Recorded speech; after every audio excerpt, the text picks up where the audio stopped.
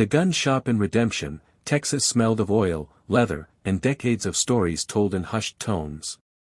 Clint Westwood stood at the counter, his weathered hands resting on the glass case, examining a firearm that made the shop owner shift uncomfortably. "You sure about that one, Westwood?" Buck Ramsey asked, scratching his gray beard. Buck had run this shop for 32 years and prided himself on knowing weapons. "That's a .22 caliber. Rabbit gun. Varmint control. Not exactly what a man of your reputation would carry." Clint's steel-gray eyes never left the rifle.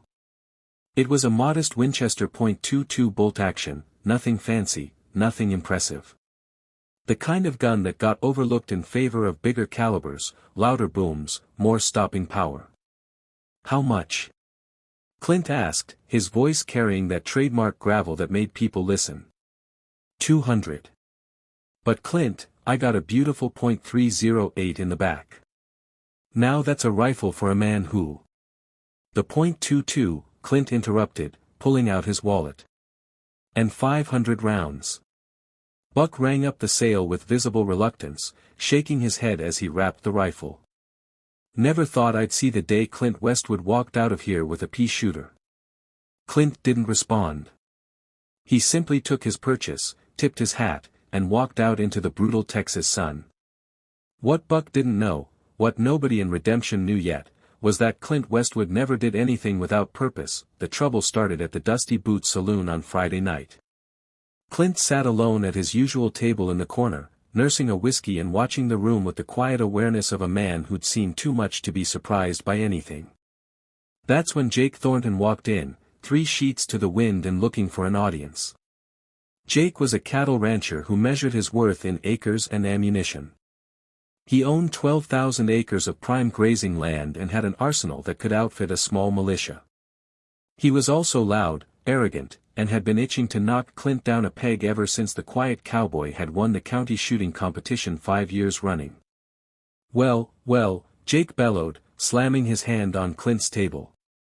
"Heard you bought yourself a new rifle, Westwood. A .22. He laughed, and half the bar turned to watch. "What are you gonna do with that? Hunt butterflies?" Clint took a slow sip of his whiskey. "Haven't decided yet." "Haven't decided?" Jake turned to address the growing crowd. "Clint Westwood, the great marksman, bought himself a gun my 10-year-old daughter uses for target practice." He leaned in close, whiskey breath hot on Clint's face. "You getting soft in your old age, cowboy?" "Could be," Clint said evenly. "I got a Remington 700.300 Win Mag," Jake continued, puffing his chest out. "Can drop an elk at 600 yards. That's a real gun. That's power. What's a .22 good for? Squirrels." The crowd laughed. Others joined in. Pete Morrison, another rancher, chimed in, "My boy's got a .22. Uses it for plinking cans. Ain't good for nothing serious." "Maybe Clint's retiring," someone else offered. "Getting too old for real shooting." The mockery rolled through the saloon like thunder. But Clint just sat there, still as stone, letting it wash over him like rain off a roof. When the laughter finally died down, he stood up, placed 2 20s on the table for his tab, and walked toward the door. Jake grabbed his arm. "Where you going, Westwood? We're just having fun." Clint looked at Jake's hand on his arm, then up at his face. "You want to see what a .22 can do? Against my .300 Win Mag?" Jake grinned. "Hell yes. Let's have ourselves a shooting contest. Tomorrow, noon, at the old quarry. My gun against your pop gun. Winner gets bragging rights and $500. Make it 1,000, Clint said quietly. And we shoot at what I choose." Jake's eyes lit up with greed and pride. "You got yourself a deal, old man." Word spread through Redemption like wildfire.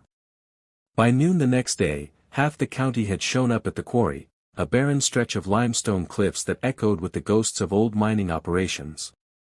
Pickup trucks lined the ridge, and farmers who'd driven an hour just to see the spectacle set up lawn chairs and coolers of beer.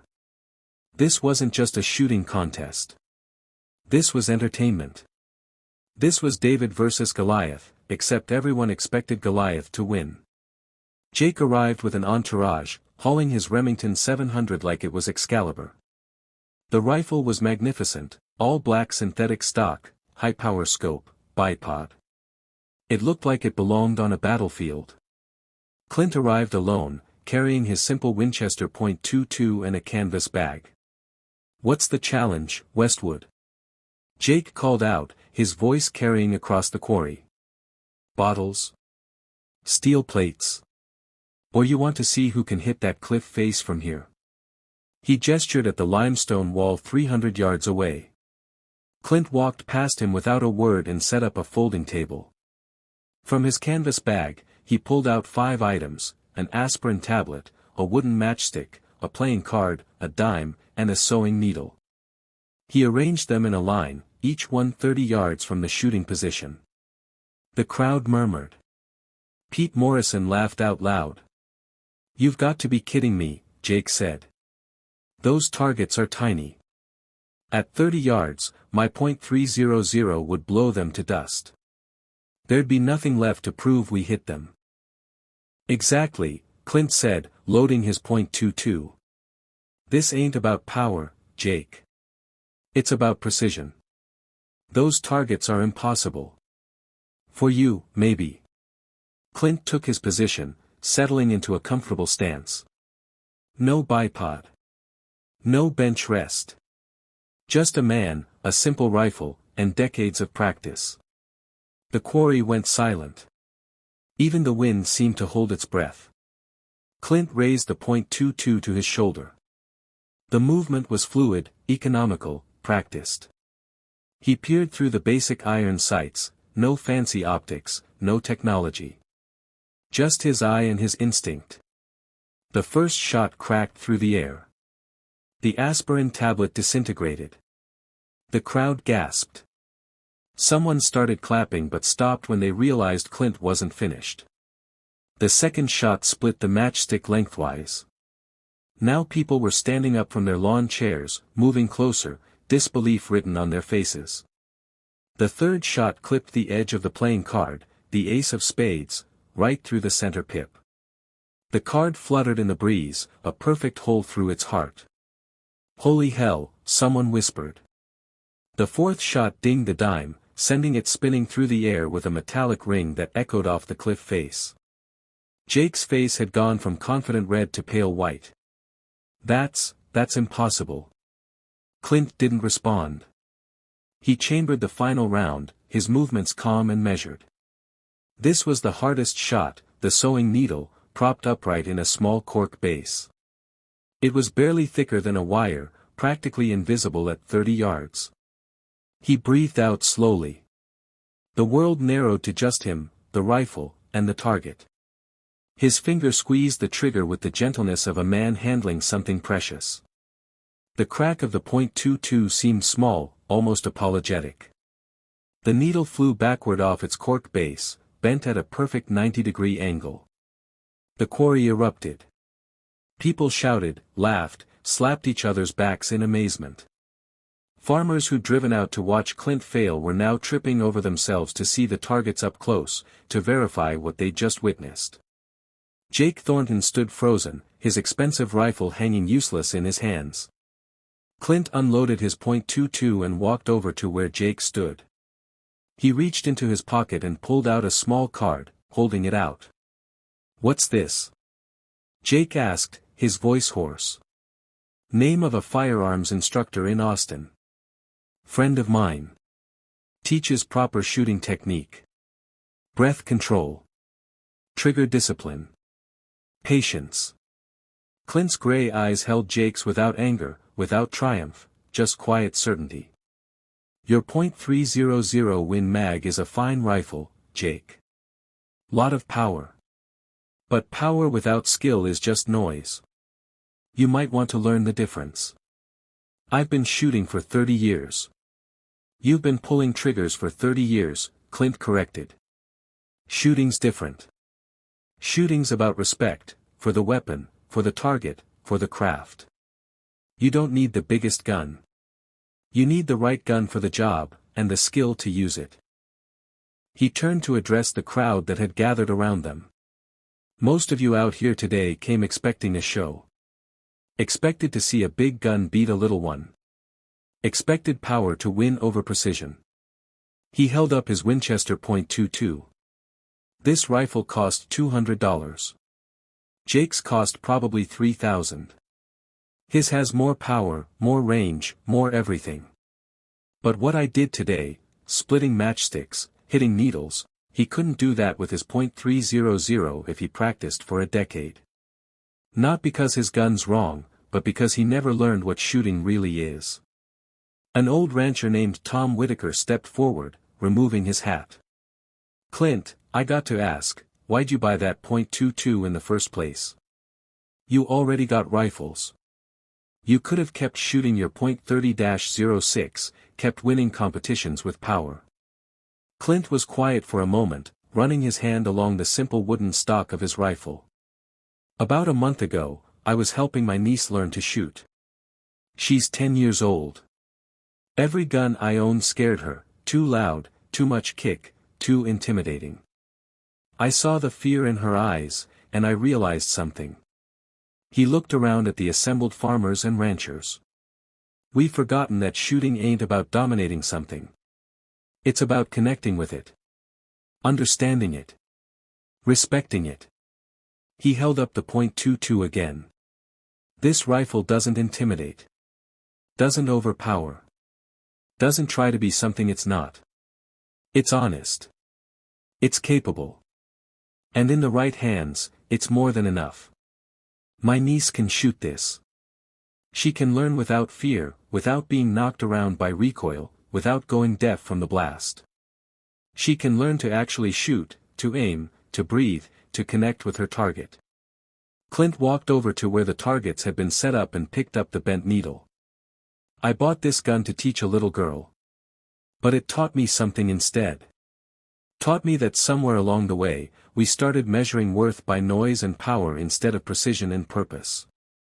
We started thinking bigger was better, louder was stronger, more was everything. He turned back to Jake. Your .300 Win Mag's a fine rifle for elk at 600 yards. But it's the wrong tool for teaching patience. For developing real skill. For understanding that true mastery ain't about overwhelming your target, it's about understanding it so completely that you can hit it with the smallest thing necessary. Jake's shoulders sagged. He looked at his expensive rifle, then at Clint's simple .22, and something shifted in his eyes. I owe you $1,000. Keep it, Clint said. Take that instructor's card instead. Learn something. Then maybe teach someone else. That's worth more than money. The crowd dispersed slowly, people lingering to examine the targets, to talk in hushed tones about what they'd witnessed. Pete Morrison approached Clint as he was packing up. I owe you an apology, Pete said. We all do. We judged you yesterday for buying a weak gun. Mocked you for it. You judged the gun, Clint corrected, sliding the Winchester into its case. Most people do. They see something small and think it's weak. See something quiet and think it's powerless. But some of the most powerful things in the world are small. A seed. A word. A single, well-placed shot. You made your point today. Didn't do it to make a point. Did it to stop the noise. Clint snapped the case shut. This county's got too much talk about calibers and ballistics and who's got the biggest, baddest rifle. Not enough talk about skill, patience, discipline. Those things don't come from the gun. They come from the shooter. As Clint walked to his truck, young Billy Morrison, Pete's son, ran up to him. Mr. Westwood. That was the most amazing shooting I've ever seen. Could you teach me to shoot like that? Clint looked down at the boy, seeing in his eyes the same eagerness, the same hunger to learn that he'd seen in his niece's eyes. He reached into his truck and pulled out a box of .22 ammunition. "You got a .22, your daddy said." "Yes, sir. But it's just a plinker. Nothing special. Bring it out to my ranch next Saturday. 7 a.m. sharp. We'll see if you can learn that there's no such thing as just a plinker. Only shooters who ain't learned what their rifle can do." Billy's face lit up like Christmas morning. "Yes, sir. Thank you, sir." As Clint drove away from the quarry, he glanced in his rearview mirror at the crowd still gathered around the target table, still marveling at the split matchstick, the pierced playing card, the bent needle. He allowed himself the smallest smile. Sometimes the world needed to be reminded that strength wasn't always loud, that power wasn't always big, and that the most dangerous weapon wasn't the one that made the most noise, it was the one in the hands of someone who knew exactly what they were doing. The Winchester .22 sat on the seat beside him, unassuming and quiet, just like the man who carried it. 3 months later, Jake Thornton showed up at Clint's ranch with a .22 of his own. He'd taken the instructor's card, spent weeks learning proper technique, relearning everything he thought he knew about shooting. He'd traded volume for precision, noise for control. "Thought maybe you could use a shooting partner," Jake said, somewhat sheepishly. "And maybe you could show me that matchstick trick." Clint looked at the reformed rancher, at the humble rifle in his hands, at the genuine desire to learn in his eyes. "Coffee first," Clint said. "Then we shoot." "And Jake?" "Yeah. Leave your ego in the truck. It's too heavy to shoot straight with." Jake laughed, a real laugh, not the booming performance from the saloon, and followed Clint into the house. In the corner of the porch, 2 .22 rifles leaned against the wall, Clint's Winchester and his niece's youth model. Both simple. Both quiet. Both capable of extraordinary things in the right hands. Because that's what Clint Westwood had known all along, it was never about the gun. It was always about the shooter.